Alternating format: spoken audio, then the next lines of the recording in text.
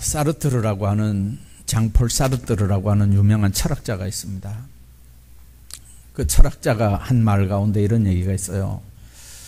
인생은 B와 D 사이의 C다. B는 탄생, 태어나는 거, D는 죽는 거, 그 사이의 C, 선택이다. 그런 얘기를 했어요.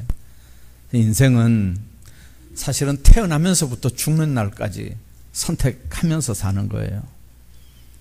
여러분들이 학교를 어떤 학교를 선택할 건지, 전공은 뭘 할 건지, 직장은, 직업은 뭘 선택할 건지, 배우자는 어떤 사람을 선택할 건지 선택하면서 살잖아요.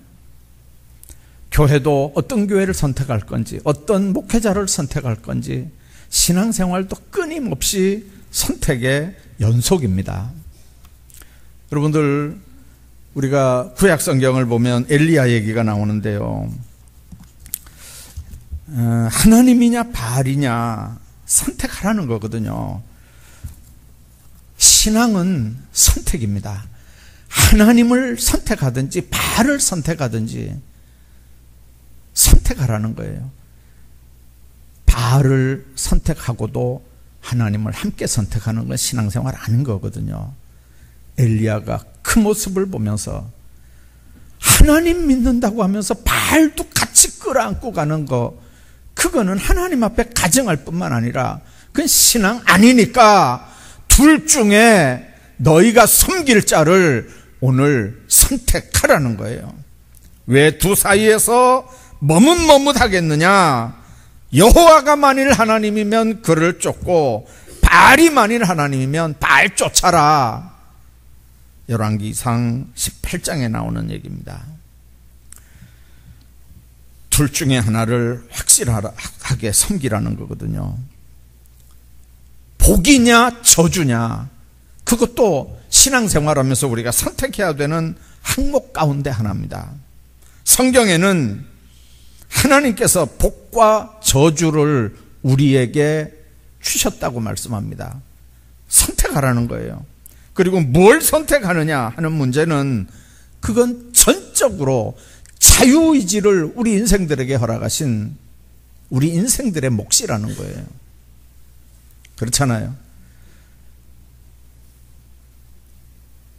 부부 생활하면서 내가 선택한 부부와 함께 살아가는 거 내 선택이고 내 책임이거든요.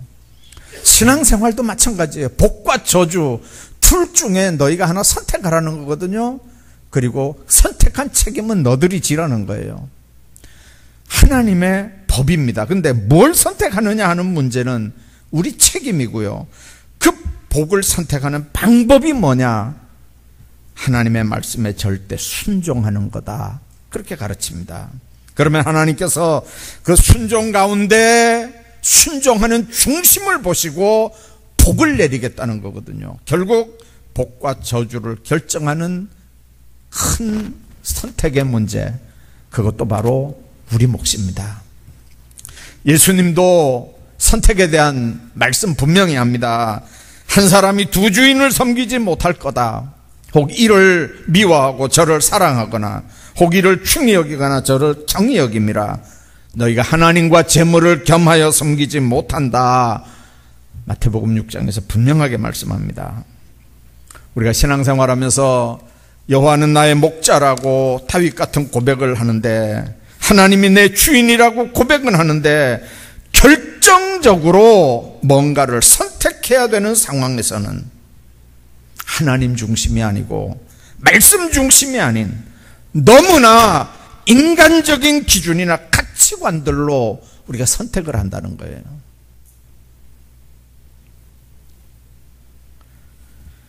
그 대표적인 예가 오늘 본문의 사무엘입니다. 가나안에 정착한 후에 이제 사사시대가 끝났습니다. 이스라엘은 왕을 구했고 사무엘은 하나님 앞에 기도해서 허락받고는 사울에게 기름을 부었습니다. 처음에는 너무 겸손했습니다. 행구, 수레 밑에 들어가 숨을 정도로 겸손했습니다. 다른 사람보다 키가 어깨 위는 더 큰 기골이 장대한 아주 그런 사울이었는데 얼마나 겸손했는지 모릅니다. 하나님의 영으로 충만해서 나중에는 예언까지도 했던 사람이 사울 왕입니다. 그런데 하나님의 성령이 떠나고 교만하니까 하나님의 말씀을 가볍게 여깁니다. 그 하나님의 말씀에 불순종을 합니다. 하나님은 말씀을 버린 사람을 나를 버렸다고 얘기하거든요. 하나님은 말씀을 가볍게 여기는 사람을 나를 가볍게 여긴다고 하거든요. 결국 하나님은 사울을 버렸고 그를 왕 세운 걸 후회한다고 하셨습니다. 그때 하나님이 다시 사무엘을 부르셔서 이새의 집에 가서 한 아들에게 기름을 부어 왕이 되게 하라고 그렇게 이제 명령을 하고, 이새의 집에 도착한 사무엘은 그 소문이 이제 미리 전달이 됐으니까 얼마나 이새가 그 킹메이커잖아요, 사무엘이. 그 사람이 온다니까 얼마나 자녀들을 준비를 잘 시켰겠어요. 외모를 깔끔히 시켜서 얼마나 외모 단장을 잘했겠습니까? 정말 지극정성으로 자녀들을 준비시켰을 거예요. 그런데 얼마나 큰 키에 귀공자같이 생긴 외모, 늠름한 모습이 그만 사무엘의 마음을 흔드는 거죠. 저 엘리압, 저 사람이 하나님이 나를 보내서 기름 부으라고 하는 사람인가 보다. 그래서 엘리압에게 기름을 부으려고 하는 그 순간에 하나님이 하신 말씀이 오늘 우리가 읽은 6절, 7절 말씀입니다. 용모와 키를 보지 말라. 내가 이미 버렸다. 내가 보는 건 사람과 같지 않다. 사람은 외모를 보지만 나 여호와는 중심을 보신다. 결국 엘리압은 지나가고 두 번째 아비나답이 왔습니다. 하나님이 아니라고 합니다. 세 번째 삼마가 지나갑니다. 아니라고 합니다. 그렇게 해서 7 아들이 다 지나가는 거예요. 하나님은 이새의 집에 보내서 이새의 아들 중에 하나에게 기름을 부으라고 했는데 7 아들이 다 지나갔는데 없으니까 네 아들이 이게 다냐 또 없냐 이제 그렇게 묻는 거죠. 그러니까 이새가 그 좋은 아들 다 지나가고 그 막내 쪽말이 8번째 빈들여서 그냥 양치는 쪽말이 하나 있는데, 아니 그 좋은 아들 다 기름 안 부으면서 그 아들 불러다 기름 붓겠어요? 하나 있긴 있지만 뭐 들여서 양치입니다. 그러니까 빨리 데려오라는 거죠. 그 아들이 오기 전에는 내가 식사 안 하겠다는 거예요.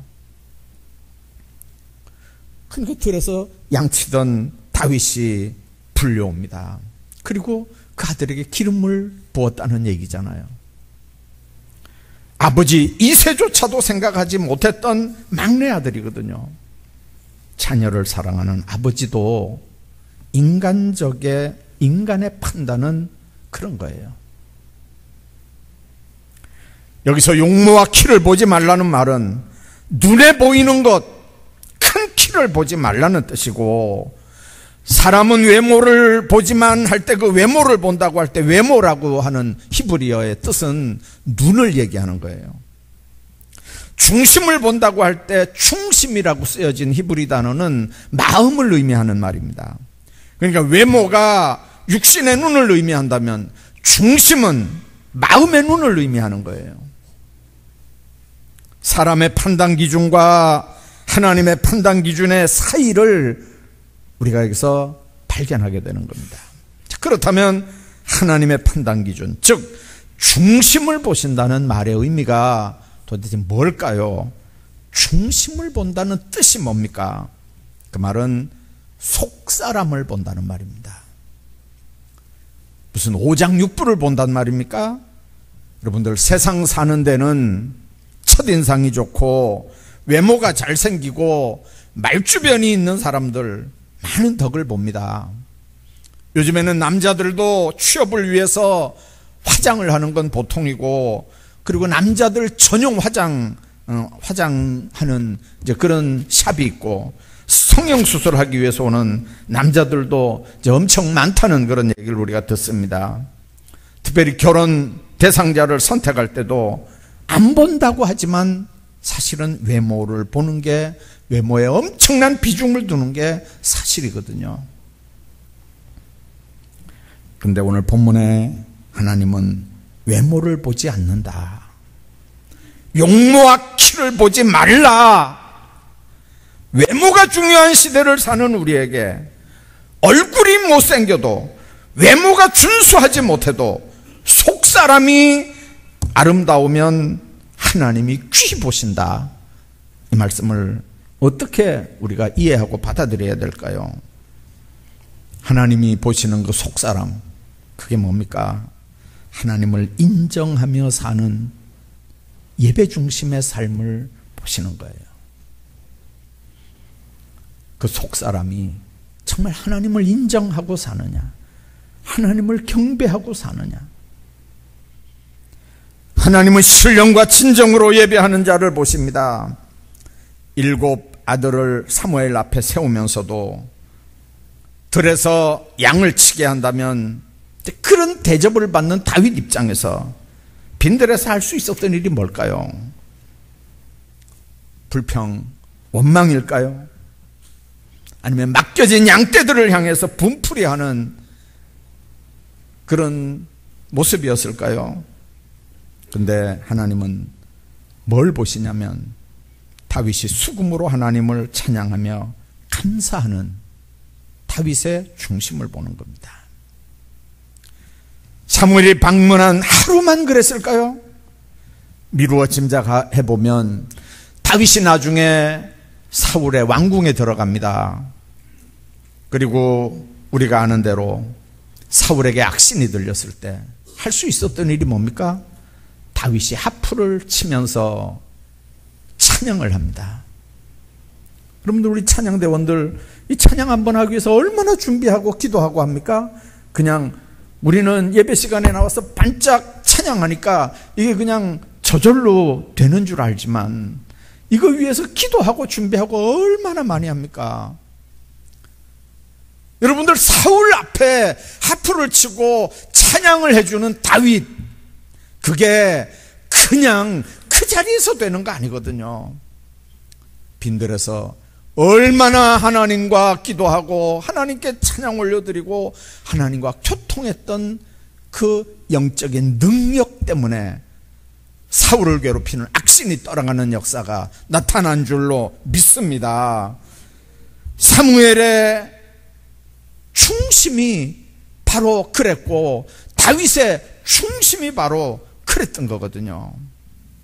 여러분들, 하나님이 보시는 속사람 뿐만 아니라 그런 사람들은요, 겸손할 수밖에 없어요.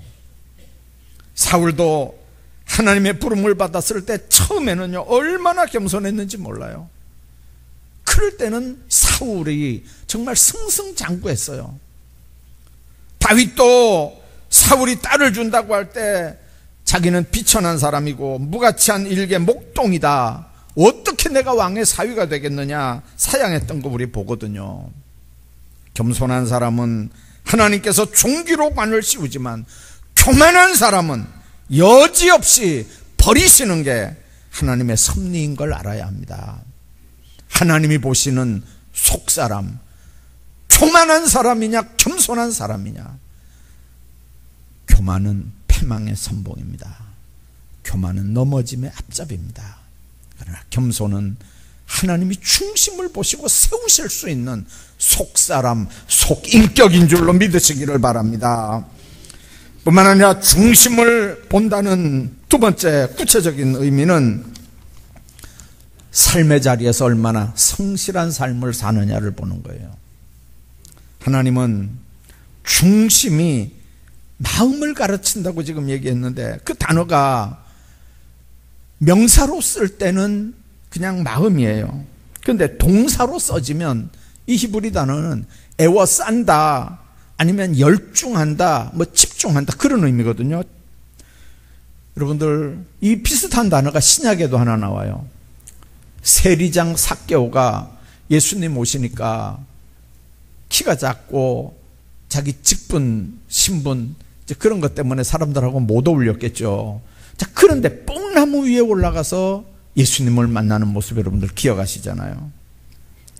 예수님께 열중하니까 체면도 생각도 않고 뽕나무 위로 올라가는 거예요. 주님을 향해서 집중하고 열중하는 중심, 그게 바로 아까 얘기했던 중심이거든요. 오늘 본문 다윗도 부모나 형들에게는 볼품없는 하찮은 사람일 수 있어요. 그러나 불꽃 같은 눈으로 중심을 보시는 하나님은 다윗 들에서 양치는 다윗, 누구 하나 알아주지도 않는 그 삶의 자리, 그러나 맡은 사명을 성실하게 감당하는 다윗을 불러다가 기름 부음을 받게 하는 거거든요. 신앙생활에서 상황은 그렇게 결정적인 영향을 주지 않습니다. 상황이 좋으면 좋죠. 그러나 상황이 안 좋다고 다 신앙생활을 못하느냐? 전혀 그렇지 않습니다. 중심으로 하나님을 섬기는 사람은 언제나 하나님 앞이라고 하는 걸 알거든요. 바울이 골로새서 3장에서 그런 얘기를 했습니다. 22절에 사람을 기쁘게 하는 자와 같이 눈가림만 하지 말고 오직 주를 두려워야 할 성실한 마음으로 해라. 무슨 일을 하든지 마음을 다하여 주께 하듯 하고 사람에게 하듯 하지 말라. 이는 기업의 상을 주께 받을 줄 아나니 너희는 주 그리스도를 섬기느니라. 중심을 보시는 하나님이라는 뜻은 모든 일을 하나님께, 하나님 앞에서 구하는 것으로 알고 충성하고 최선을 다하는 거거든요. 결국 우리는 그분 앞에서 결산을 해야 할 것이기 때문입니다. 뿐만 아니라 중심을 본다는 말은 하나님의 영에 충만한 사람인지를 본다는 뜻입니다. 오늘 12절 보면 읽진 않았는데 이에 사람을 보내서 그를 데리고 왔습니다. 들에 있는 다윗을 데리고 왔는데 보니까 12절에 그랬어요. 그의 빛이 붉고 눈이 빼어나고 얼굴이 아름답더라. 여호와께서 이르시되 이가 그니 일어나 기름을 부으라 하는지라. 여러분들, 기름을 분 이후에 하나님의 영에 크게 감동됐던 걸 우리가 봅니다. 여러분들, 영의 사람이 있고 육의 사람이 있습니다. 영적인 사람이 있고 육적인 사람이 있습니다. 영의 사람은 로마서 8장에 있는 말씀처럼 예수의 영이 있는 사람입니다. 하나님의 사람이죠. 성령으로 거듭난 사람입니다. 그런데 육에 속한 사람은 마귀에게 속했습니다. 거듭나지 않았죠. 여전히 죄 아래 삽니다. 죄의 종노릇을 하면서 삽니다. 하나님이 나를 얼마나 소중하게 지으셨는지, 어떤 사명을 주시는지 모르고 그냥 인생을 살아가는 겁니다. 그러면 육적 사람과 영적인 사람은 뭘 말하는 겁니까? 영적인 사람은 영의 사람이면서 신령한 세계 위의 것을 바라봅니다. 그러나 육적인 사람은 자기는 영의 사람이라고 하지만, 자기는 아브라함의 후손이라고 하지만, 자기는 예수의 사람이라고 하지만 여전히 롯의 아내처럼 세상으로 뒤돌아보며 사는 사람입니다. 삶의 방향이 앞이 아니고 뒤입니다. 위가 아니고 아래입니다. 저는 여러분들이 모두 영의 사람이 되기를 바랍니다. 영적인 사람이 되기를 축복합니다. 하나님은 그런 사람을 찾는 거예요. 사울과 다윗은 사무엘을 통해서 같이 기름 부음 받은 사람들입니다. 둘 다 그 기름 부음 받고 왕이 됐습니다. 그런데 사울은 말로가 육적인 사람으로 전락을 했고요. 시작은 안 그랬잖아요. 다윗은 영적인 사람이었습니다. 육의 사람은 자기 판단, 자기 중심대로 세상을 살아갑니다. 제사 드리는 일, 하나님의 일도 인간적으로 판단해서 감당합니다. 그러나 영의 사람은 믿음으로 사는 사람입니다. 하나님을 의지하며 하나님을 신뢰합니다. 내 중심, 내 판단대로가 아닙니다. 하나님의 뜻이 뭘까? 하나님의 뜻이 어디 있을까? 엎드려 기도하면서 살아갑니다. 하나님은 지금도 그런 사람들을 찾으셔서 하나님의 교회도 맡기시고 직분도 맡기시는 줄로 믿습니다. 세상을 살면서 해야 하는 선택, 우리도 얼마든지 사무엘 같은 선택을 할 수 있습니다. 그러나 선택의 기준은 언제나 내 기준이 아니고 하나님의 기준이어야 합니다. 더구나 하나님의 교회를 위해서 일꾼들을 선택하는 문제는 당연히 하나님의 말씀을 들어야 합니다. 그의 용모와 키를 보지 말라. 사람은 외모를 보지만 나 여호와는 중심을 보시느니라. 하나님은 중심을 보시는 하나님입니다. 속사람이 겸손한지, 속사람이 하나님을 사랑하는지, 하나님 제일주의로 사는지, 늘 주님과 교통하며 사는지 불꽃 같은 눈으로 보신 하나님입니다. 삶의 자리, 받은 직분 얼마나 성실하게 그 직분들을 감당하고 나중에 그 직분, 그 사명들을 하나님 앞에서 계산할 때 착하고 충성된 종이라고 주님께 칭찬받을 걸 기대하면서 하나님 앞에서 이 직분을 감당하는지, 뿐만 아니라 하나님의 영에 얼마나 충실한지, 그래서 하나님과 늘 교통하는지, 하나님의 명령에 순종하고 내 뜻, 내 생각, 내 기준 다 내려놓고 하나님의 명령이면 아멘하고 순종하고 따르는지 중심을 보시는 하나님이거든요. 중심을 보시는 하나님의 마음에 우리 모두 합당한 삶들을 사시기를 바랍니다. 그리고 오늘 우리 영혼을 천국으로 인도할 내 영혼의 목자를 선택하는 그런 너무 중요한 시간에도 내가 선택하는 기준도 사람의 기준이 아니라 하나님의 기준이기를 주의 이름으로 축복합니다.